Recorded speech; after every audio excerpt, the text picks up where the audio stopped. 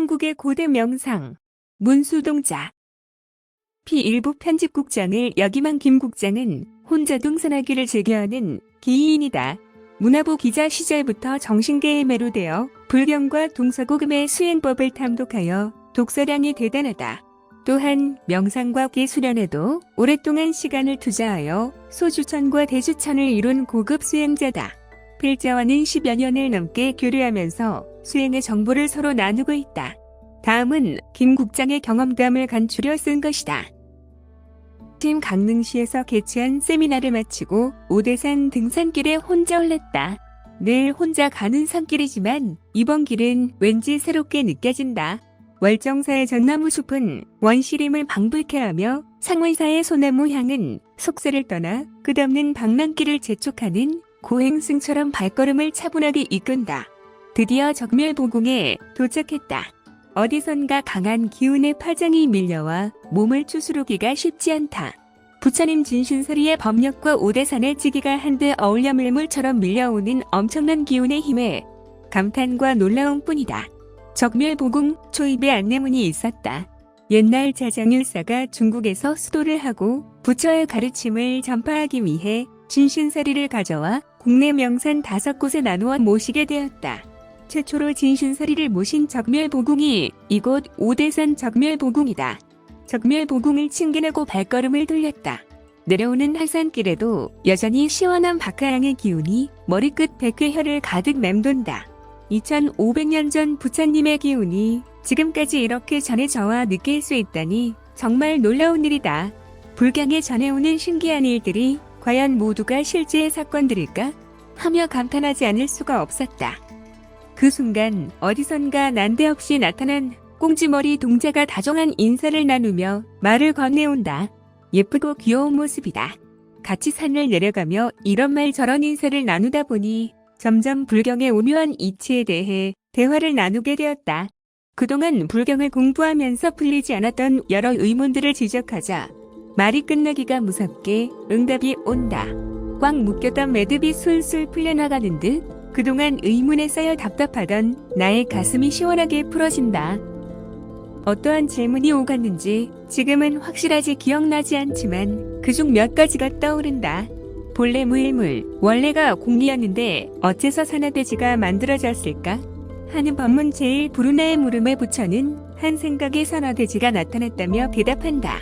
그러하다면 왜 마음이 움직여 한 생각이 시작되었는지 혹은 한국 고대 명상 수련의 기공부가 불경의 깨달음과는 동일한 것인지 등등 수행자라면 한결같이 의문이 따라다니는 여러 어려운 질문들이었다.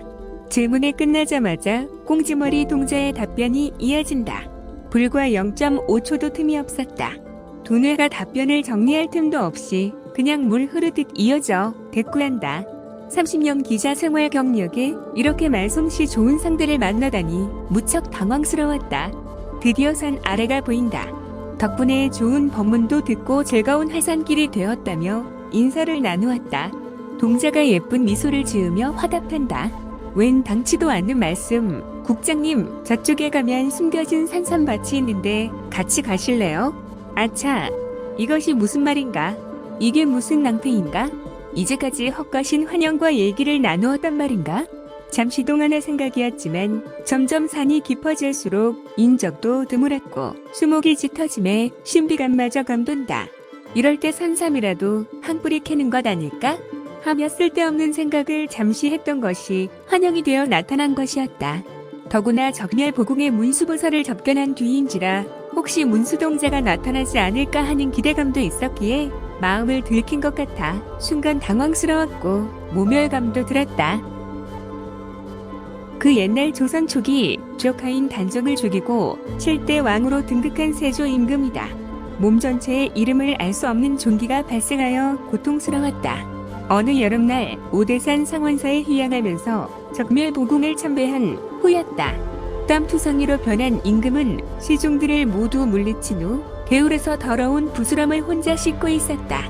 그런데 등에는 손이 닿지 않아 씻지 못하고 있었는데 그때 마침 어떤 동자가 길을 지나가다가 등을 문질러준다.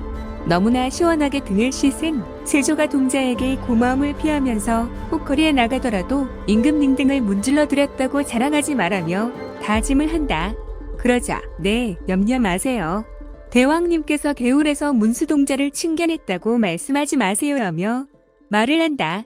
그리고는 머리를 두 가닥으로 딴 동자는 바람같이 사라졌다는 전설이다. 그러자 이제까지 30여 분 동안 얘기하며 하산하던 영적인 화면이 갑자기 사라졌다. 그렇다면 영적인 화면이란 내가 생각하고 연상하던 사물이 그림으로 나타나는 것이 아닐까? 하는 생각도 들었다. 이처럼 직업 정신이 투철해야 프로가 된다.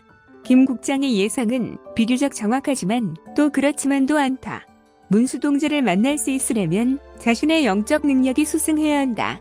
대체로 영적인 화면은 환영에 있는 반면에 실체가 존재하기도 한다. 환영이란 일반적으로 헛것을 본 것을 말한다. 그러나 그렇지 않을 때도 가끔 있다.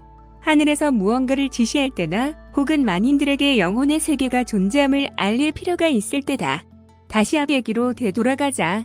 애석한 것은 문수동자와 끝까지 동행하여 숨겨진 산삼밭을 찾아보는 재미가 그 다음 얘기를 풍족하게 하지 않았을까 하는 아쉬움을 남긴다. 필자의 경험으로는 환영의 그림이라면 30여 분이나 깊은 대화가 이루어지지는 않는다. 오대산 문수동자와의 만남은 아무나 할 수 있는 것이 아니다. 청정한 수행자나 신심이 깊은 불교도가 아니면 볼 수 없는 사례이기 때문이다.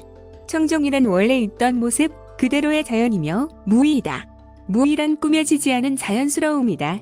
의식이 관여하지 않는 있는 것도 아니요 있지 않는 것도 아닌 무심일 때 초자 연계의 한 부분인 영혼의 세계가 살며시 정체를 드러낸다.